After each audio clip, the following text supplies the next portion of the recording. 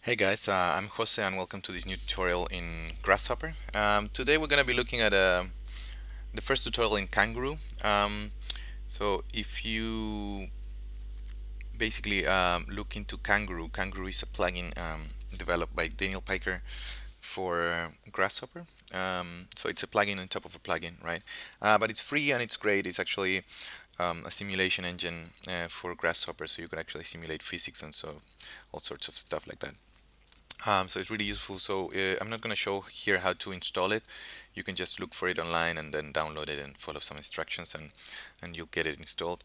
Um, but we're going to be looking at a simple simulation using Kangaroo, right? So let's dive right into that. So I'm going to start in the Kangaroo tab just by bringing in a Kangaroo physics node, which is the main node of Kangaroo to kind of simulate physics, right? So this node will actually receive force objects, anchor objects, and also if you want to reset the simulation, that's here, right? And we basically need to call this or update the simulation every so often, right? So we need something like a timer, right? So I'm going to call a timer. And if you look into what this timer is in the help file, you'll see that it will fire an update event in a specific interval. The interval is the seconds here, so we can just say interval of 20 milliseconds. And once we connect, you see that it has a different connection. So you can just plug it anywhere in the simulation node, and it's basically what it's going to do is just trigger an update of this node every 20 milliseconds, right? So that's the way this kind of simulation is actually working. Um, so let's create some force objects. And I'm gonna be very kind of specific here about how do we describe these things. So I'm gonna create this element like this, right? And I'm gonna just add points in each one of these nodes. I mean, you could do that through endpoints and other ways, but I don't want to repeat any points, so I'm just gonna do it this way. And also I'm gonna break this line into individual segments, right? So let's start by setting a curve, and this one will be multiple curves. So I'm going to just select all the curves, uh, and that works like that. So that's good. And what we want to do with this, if we just look at the forces, we will look into a spring from line, right? So a spring, it's a kind of an elastic connection for each one of these kind of line segments. So the curves will represent the connection force, right? So that's what we want. So that's good. We could actually define a lots of variables for these springs, but for now we're not going to do that. I will encourage you to just explore that yourselves, but we're just going to make this work first. So this will be a forced object, and there we go. And we actually have the simulation should be already working. We could test it, and for that I'm going to just bring input boolean toggle, and the boolean toggle it's just going to allow us to kind of turn on the simulation and then double click and turn it off, right? So turn it on, turn it off.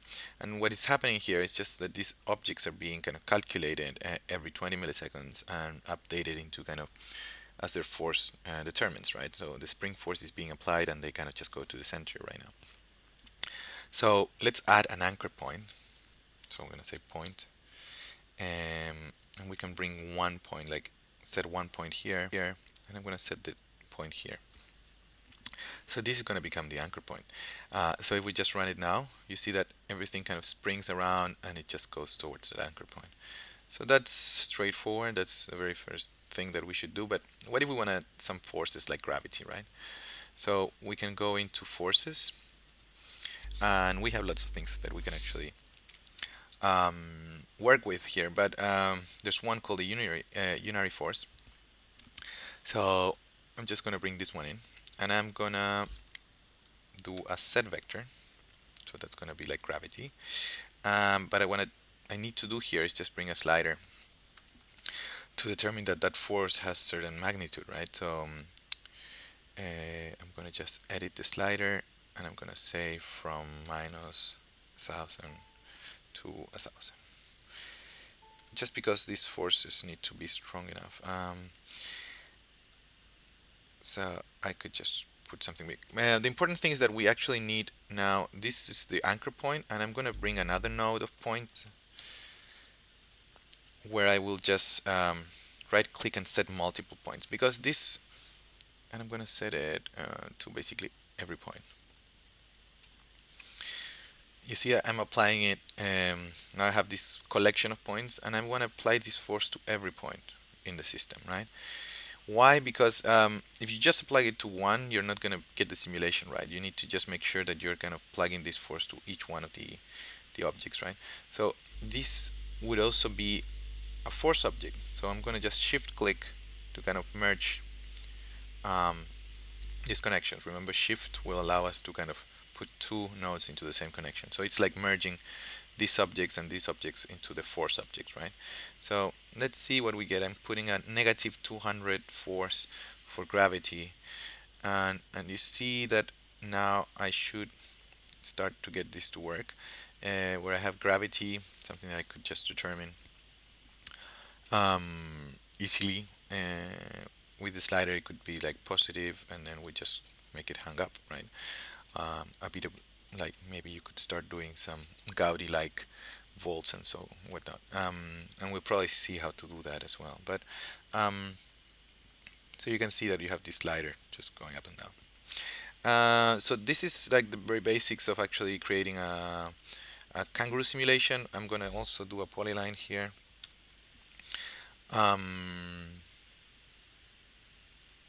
I'm not sure if this one will work though, because the list of points I haven't determined them in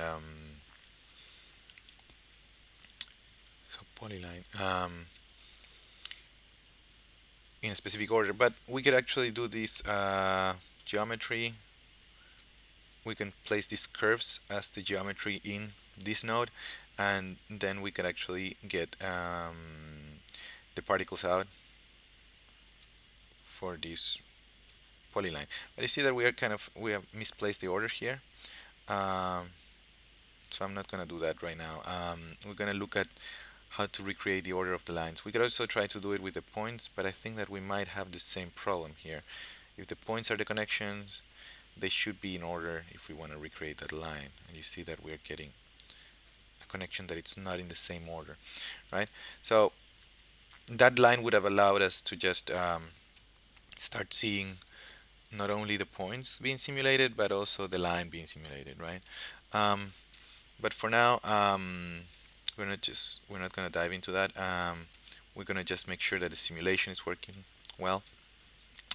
So I'm gonna just turn this off and not connect that and leave it like that. So in the next kangaroo sessions, we're gonna be doing more advanced stuff. Probably start doing some like more complex networks as well, and obviously working with different kind of forces and so on. But this is it for now, and I'll see you guys soon.